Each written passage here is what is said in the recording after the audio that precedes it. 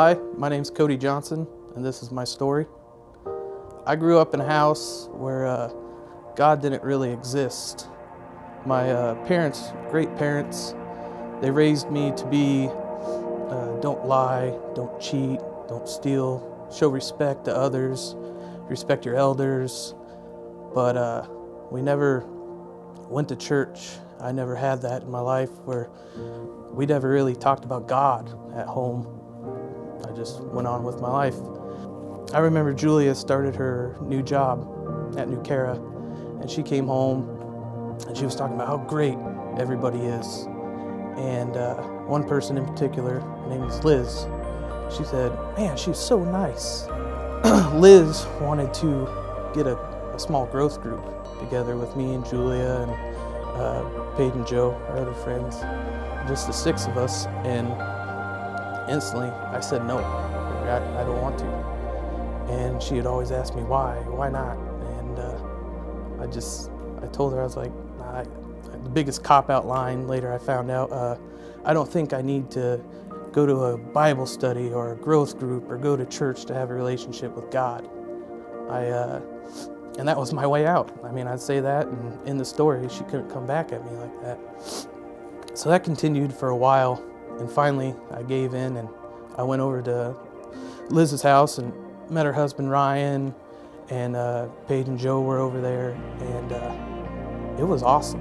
I mean, that first night, no one pressured me. I didn't feel uncomfortable. They were just really nice, and we had dinner and we just talked a little bit about stuff, and they slowly eased me into it, which was great. And I left there. I told Julia, I was like, yeah, I can see myself doing this. Let's do it. So we continued to do that, and we tried church a couple times with them, and I just wasn't feeling it. But I was getting so hungry for the knowledge, and Liz texted Julia one day and said, hey, we want to go try this new church. Ryan heard about this new church called Willow Creek Baptist Church, and Julia was raised Catholic, and instantly she goes, ooh. And she said, okay, that's fine. And so we came, and I told Julia, I said, all right, we're gonna go.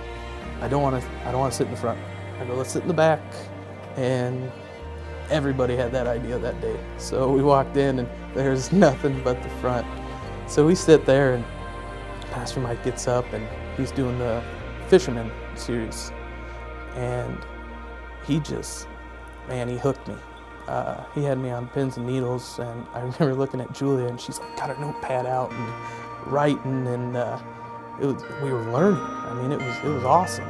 So we left, and I told Julia, I was like, well, let's go back. So we all decided to come back the next week, and I'll never forget that sermon. It was Pastor Mike did Denied, and he acted like Peter the whole time, never got out of character, and it was like I was watching a play. I mean, it went from the time that Jesus was arrested up until he was crucified, and I was up, just, he had me. And I left that day, and I told Julia, I said, this is our church.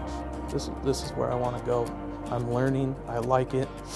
So we continued to go for about a month, and then did the starting point class.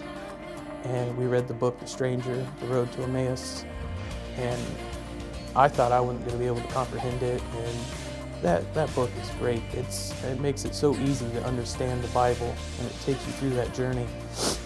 It shows you the cross, and it says righteousness on it, and then a couple pages it shows the debt sign, and how Jesus has taken all of your sin, all of your debt, and there's nothing that you can do. I mean, that hit home for me. It's like, hey, there's nothing, no good favors I do, helping this person, helping that. I mean, nothing I do is gonna, make up for the ultimate sacrifice. At the end of it, I was at home, and I was just sitting there, and I was just thinking about how Jesus has changed my life just in a short amount of time. I have noticed my heart has softened so much in the last year and a half. I used to just, whatever, forget you or whatever, but now I'm a big teddy bear. I mean, I really am. He has brought so much joy into my life, and just so much love. And I'm a better husband now than I was a year and a half ago. I mean, I absolutely adore my wife. I love her more than anything, and besides Jesus. And but I remember something Pastor Mike said a couple weeks ago. He was just talking about people just being so caught up and worried about either they're worried about work or worried about keeping up with the Joneses type mentality.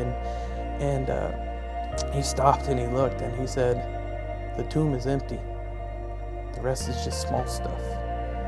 And I know now that Jesus is the Christ, and he died for me and my sins. And I am so thankful, and there's nothing I can do to add to that.